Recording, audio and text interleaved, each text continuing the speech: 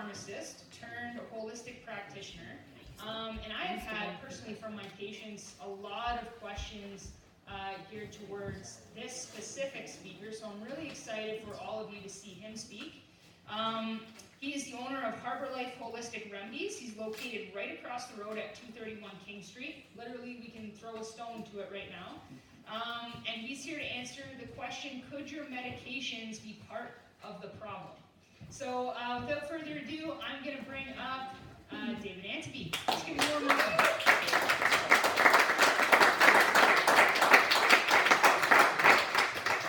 All right. So what's worn under a Scotsman kilt? Nothing.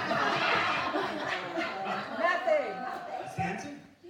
Nothing, that's right. It's all in good working order. So, I'm wearing a kilt in honor of whom? Robbie Burns. He was born when? Today? About what year? Anybody? 1759, I believe. You remember that year, I would. So, one of the reasons why I know this is because myself and my dear wife Jan at the back, we do entertaining together. When I met her, she introduced me to the art of theatrical entertainment. And I enjoy that, but also I learn a lot from that. So I learned in particular how to transition from one box to another. And as I did when I moved out of the pharmacy field into holistic health, and can move back and forth quite easily. So I find holistic health is a very interesting field, but in particular we have to understand that I did this transition partly through personal experience. So obviously I'm going to be addressing drugs as much as anything, and drugs can help to heal you. For example, as a classic example, Robbie Burns' theory, or the legend has it that he had a tooth that he had extracted 2 weeks before he died. And it's suspected that he died of pericarditis through the inflammation that happened, an infection that happened in his heart valve. And so obviously he would have used, if penicillin had been invented, he could have used a dose of penicillin. But sadly, it was a few hundred years before it was invented. So there is a merit to drugs, and after 35 years in practice, I learned the hard way what the merit was and what the downside was. So what happened to me personally was I started having pain in my back. I started being sleepless, and one day I got in my car and I was driving on the wrong side of the road. Of course, being born in Scotland, I was programmed to that. So as Jamie would attest, it can happen sometimes. But anyway, I went to the doctor. The doctor assured me that I have pain. Actually, I didn't feel the pain, but I knew I was sleepless. To cut long story short, the doctor said, "I'll prove that you have pain," and he gave me pain pills. The pain pills made me sleep, but also made me addicted to the pain pills. And so therein lies a spiral of things. So that can happen. So that's another story, but what we're talking about now is everyday prescription drugs, not necessarily narcotics, not things that are really strong, but things that we wouldn't think of as addictive. Can anybody here give me a name of a drug that is addictive but not a narcotic, for example? Tylenol, right? And Tylenol itself, without codeine, with codeine? Either one. So Tylenol on its own, if you take Tylenol every day, it helps pain, of course, but when you stop taking it for a day, what happens? You get specifically, there's a withdrawal, but more so a drug, what's the word of it?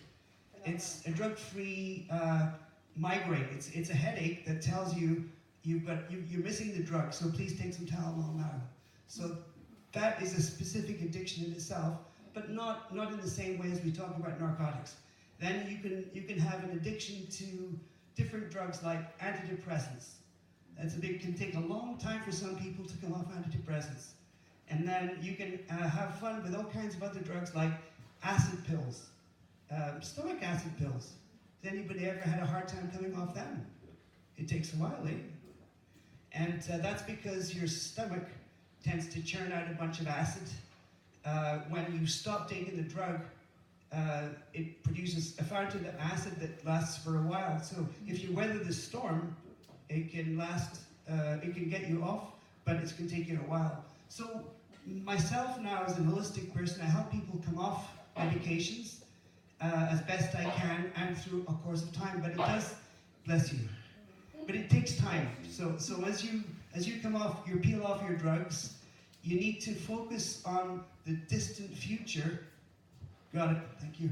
The distant future, which is what will happen after the fact, the feeling of satisfaction of being free of the drug. So the way I like to think of prescriptions is a glass or a box, right? This is a prescription, but look, I turn it upside down and the prescription can fall out. It's not just a one-way thing where you get a prescription, it goes in a sort of box or a jar, but you can turn it upside down and get the prescription out. It's called deprescribing. Deprescribing is something that's becoming more vogue because look, how many prescriptions are prescribed every day? There's tens of thousands every day probably. Sorry? In Midland alone. Yeah. I had the honor and pleasure of working in the Shoppers Drug Mart in Arcade and Jory, and I've seen the hordes and hordes of people who line up to get methadone on a day-to-day basis, and it's a crime. Honestly, it's a crime. So we have a lot to do. So deprescribing is the practical detail of turning the jar upside down and getting your prescription out. So it's not a one-way street. Has anybody here ever been forced to take a pill? No, of course not. Has anybody here voluntarily taken a pill, but it's against their will? Sometimes, yeah. So sometimes a doctor will encourage somebody to take a pill even though it may not be in your best interest. And the question is, who do you find out from that information? It's difficult because it's a drug mentality today. The therapists, the doctors, prescribers tend to gear towards drugs, and why is that? Because it's quick, because it's easy, and it doesn't require necessarily follow-up. The problem with follow-up is, what about if the drug is taken for a few weeks and not intended to go longer than that? For example, an acid drug like Pantaloc, right? Say the drug is intended to float you for a while your stomach heals. And then you stop taking the drug, but then what happens? The acid comes back again. It comes back and back. So you've got a real problem that started to cycle. So deprescribing requires a skill set that typically physicians can't be bothered with because it requires another appointment. It requires explanation. It requires a system of follow-through, which the system has too many people here. Look, compared with 200 years ago, there were no drugs then. Compared with 100 years ago, there were just 1 or 2 drugs. Compared with 50 years ago, there's a flood more of drugs on the market. And if doctors were following up with everyone, we'd have nowhere near enough doctors, right? So what we have to do is recognize that the quick fix is no longer the answer, as Jamie was alluding to. If you can do something in half the time, or in 15 minutes explain what you need to do, then it becomes a lot more viable a solution, because you don't have the side effects, amongst other things. You don't have the hangover from the drugs. Has anybody ever had a serious hangover or a side effect of a drug before? Yes. So many drugs, I don't think there's any drug that I know that's not had side effects. So I would urge you to think about if you are on a medication, whether it's an antidepressant, a sugar pill, an anti-sugar, an anti-diabetic pill, a blood pressure pill, an anxiety pill, no matter what it is, if you have a choice to come off the pill, you are entitled to think about that. You're not obliged to take it. And I'm not saying you should stop it, but I'm saying that you should be able to talk about it in a way that doesn't make you feel 2 inches tall. It's an important thing to acknowledge. It's your body, it's your right to choose. And I don't discourage people from taking drugs, but I give you the pros and cons. When people come to me, it's not just about drugs, but a lot of it relates to that because there's very few people who are not on drugs. Is there anybody here who's not taking medication? Woo! Wow, look at you all. Hey, good for you. So as you get older, chances are you take more drugs. But that's not because you get old, it's because you're aging and you get chronic disease and the doctor has chosen to give you drugs. But it's not the only solution. In fact, in this community alone, we have a number of choices, one of which is chiropractic. Woohoo! Nice. One of which is Janice is opening a new business across the road there, and right next to us, and that's to do with wellness and health and no drugs or less drugs, and certainly exercise and diet, nutrition, right across the road. Look at that. And there's all kinds of other businesses in this community that we are enjoying a cooperation that's second to none. And I think this will be a model community. It's just right here on your fingertips. Thank you.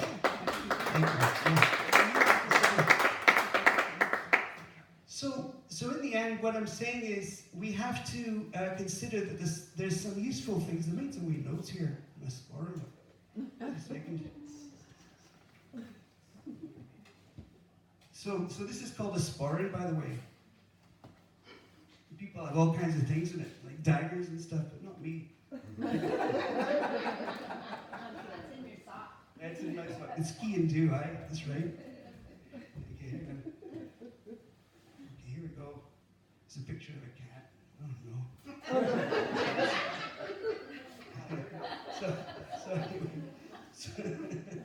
I can't give up. So the point is, we have to think about drugs in a new way. We have to turn the can upside down sometimes. We have to see if it falls out. If it doesn't fall out, we have to figure out what we're going to do with it.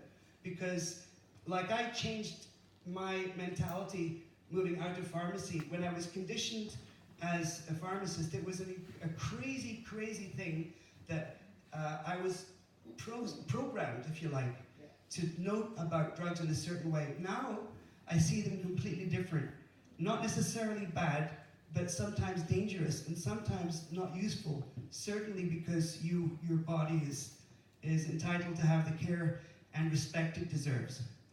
Especially when it comes to drugs affecting the mind, because sometimes we don't necessarily have the wherewithal to understand how the drug is affecting us. So you need to have a specialist, perhaps like myself, to understand and help you navigate the different avenues.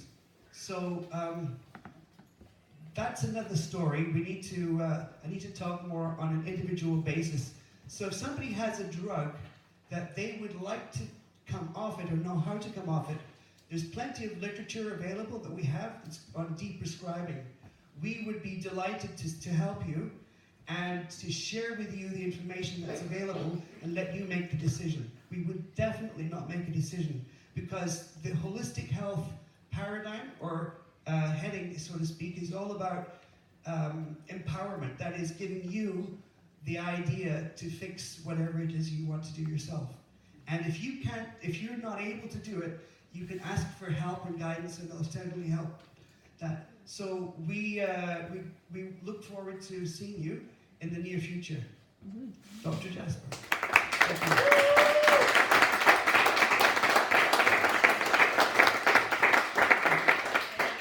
you. Wow, isn't he incredible? Go small.